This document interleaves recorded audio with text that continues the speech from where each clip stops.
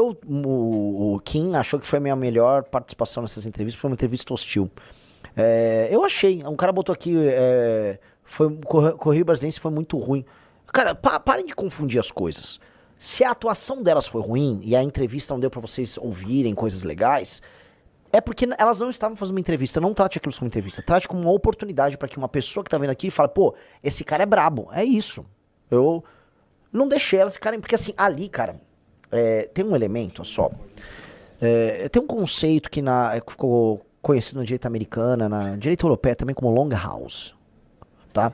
O conceito long house, ele se refere a uma sociedade matriarcal, uma sociedade pretensamente matriarcal, mas ela era mais matriarcal do que as sociedades patriarcais indo-europeias que existiam na Europa, no Neolítico, pré-invasão indo-europeia.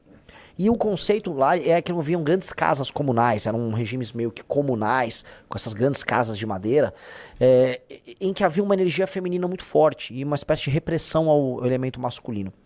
E dizem que a sociedade moderna contemporânea, vamos colocar assim, ela expressa essa coisa da long house. Ali, o que essas moças queriam fazer comigo era me colocar na long house. É uma espécie de opressão ao espírito masculino de uma figura que é masculina e que tem um elemento muito criador e muito livre. Eu, em grande medida, minha característica como defeito e como qualidade é ser um espírito livre. Livre a ponto de falar umas besteiras, de andar às vezes meio desgrenhado, mas livre de ponto de criar coisas. Ali, elas foram me long housear. E não rolou. Pelo contrário. Né? Então, ao não rolar a long houseada, o que nós tivemos no fim foi um choque. Então, tratem como choque. Porque, no fundo, tá? Esse é um grande teste.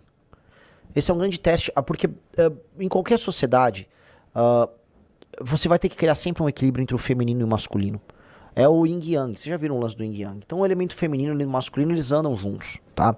E é como se fosse o elemento masculino que é o ordenador e o elemento feminino que é a natureza, o caos e a ordem. Quando você precisa ter os dois elementos. Você só vai ser criador quando você abraça o caos. Quando você abraça o caos e a ausência de ordem, você cria o novo.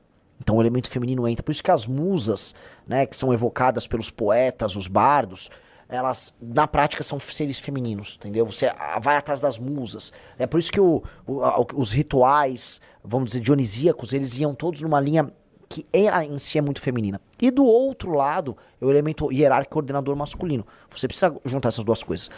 Entretanto, o elemento feminino, quando fica muito forte em uma sociedade, ele mata o espírito, não apenas o ordenador, mas o espírito aventureiro masculino. Então, a gente tá numa sociedade que tá, talvez, por mais que seja uma sociedade que tenha homens no poder, com um espírito muito feminino. E o capitalismo talvez nos leve a isso, depois isso dá uma grande discussão.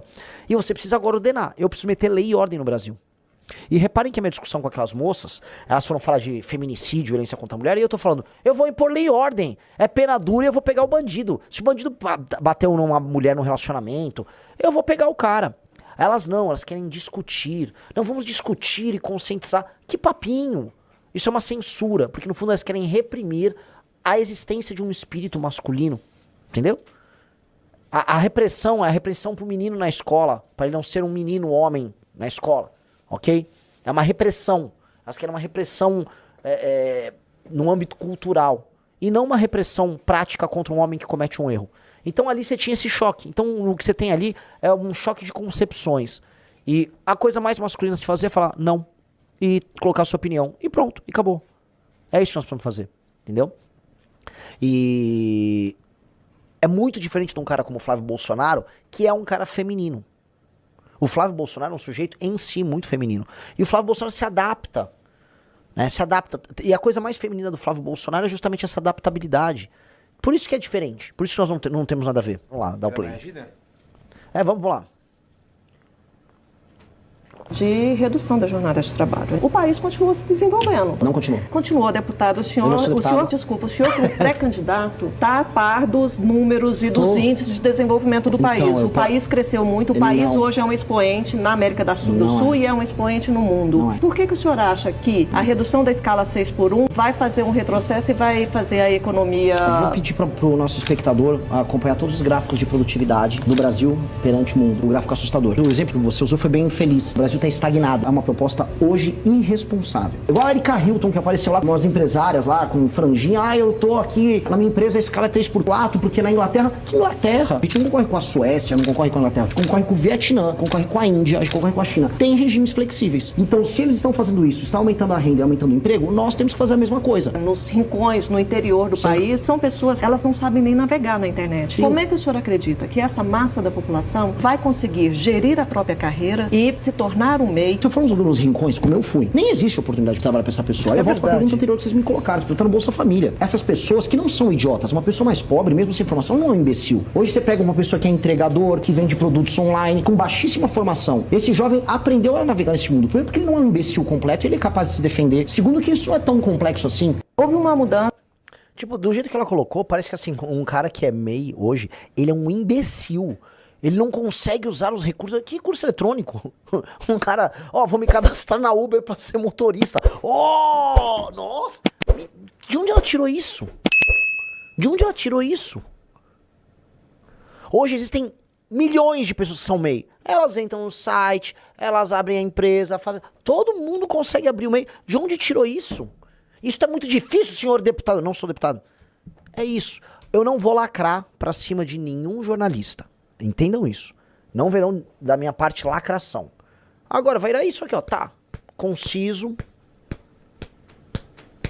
E é muito bom que ela vai falar, não, nos rincões do país. Você esteve lá. Eu tive lá. Ela nunca botou o pé, vamos dizer, em Marajá do Sena.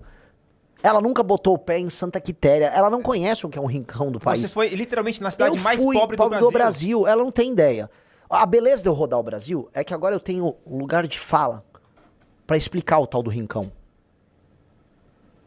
O Steel Right Here mandou. Antes, o Brasil tá voando. Depois, o povo não sabe mexer na net. Na mesma entrevista. É verdade. Temos muita produtividade. O pessoal não sabe mexer na internet. Muito bom.